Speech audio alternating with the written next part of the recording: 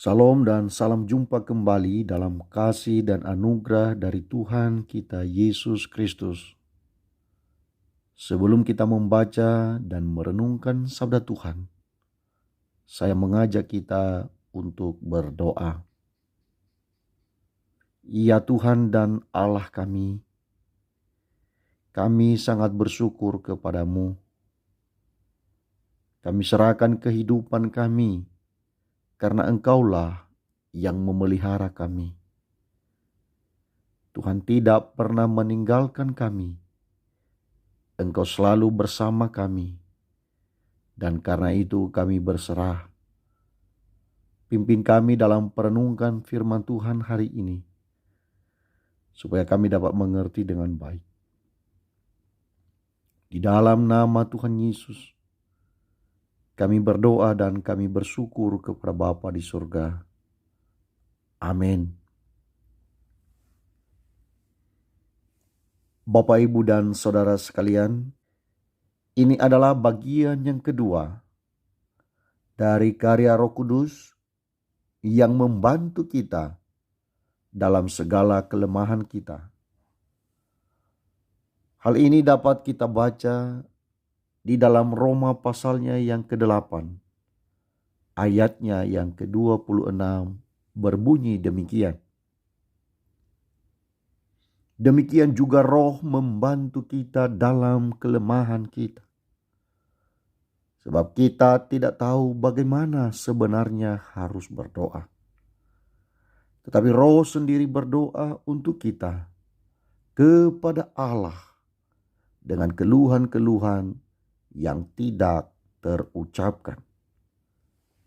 Bapak, Ibu, dan Saudara sekalian, tidak dapat dipungkiri bahwa kita seringkali menghadapi beban yang begitu berat selama kita hidup di dunia ini. Beban kita terasa melebihi kekuatan kita sendiri. Seakan kita tidak berdaya, mau mati rasanya.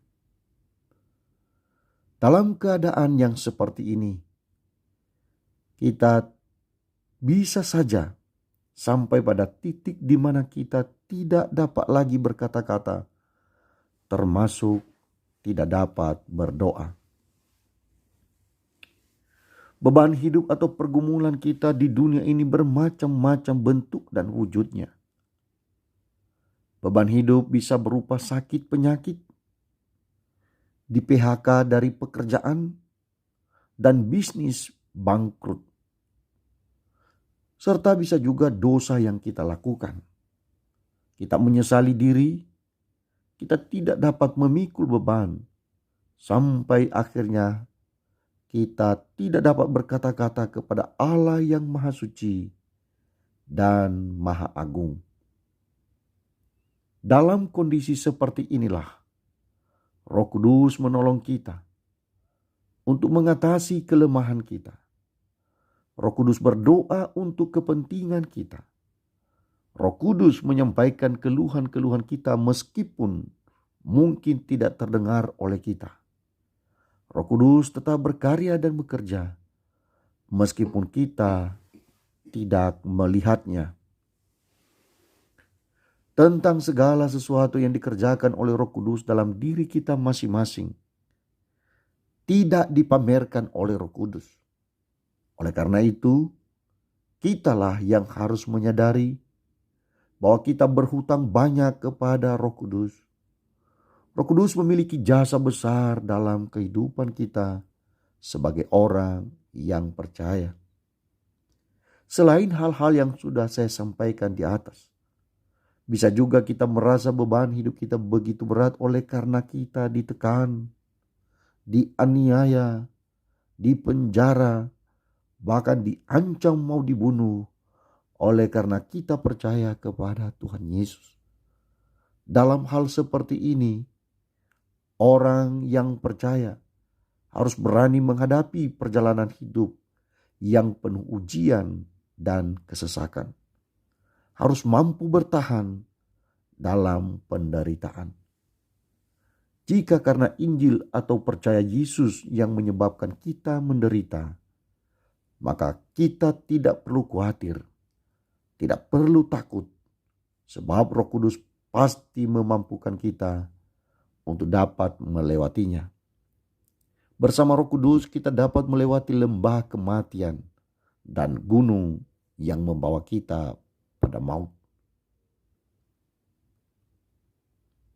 Yakinlah bahwa di akhir dari semua beban hidup yang berat, ada sukacita dan kebahagiaan yang besar.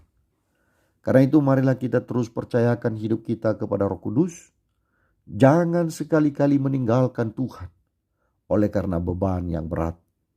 Ingat, ada Roh Kudus yang akan menolong kita dalam segala kelemahan kita. Terpujilah nama Tuhan Yesus selama-lamanya. Amin. Marilah kita berdoa. Kembali kami bersyukur kepadamu ya Tuhan, karena Engkau mengingatkan kami bahwa ada Roh Kudus yang menolong kami dalam segala kelemahan kami. Bahkan ketika kami tidak mampu menjalani kehidupan pun, Roh Kudus siap untuk memberikan pertolongan. Bahkan ketika kami tidak dapat berdoa, Roh Kudus juga menolong kami, menyampaikan segala kebutuhan kami, menyampaikan segala keluhan-keluhan kami yang mungkin tidak sampai terdengar. Oleh karena itu, kami bersyukur kepadamu Tuhan. Tolong kami untuk terus mempercayakan hidup kepada Tuhan, kepada Allah Bapa, kepada Tuhan Yesus, dan kepada Roh Kudus.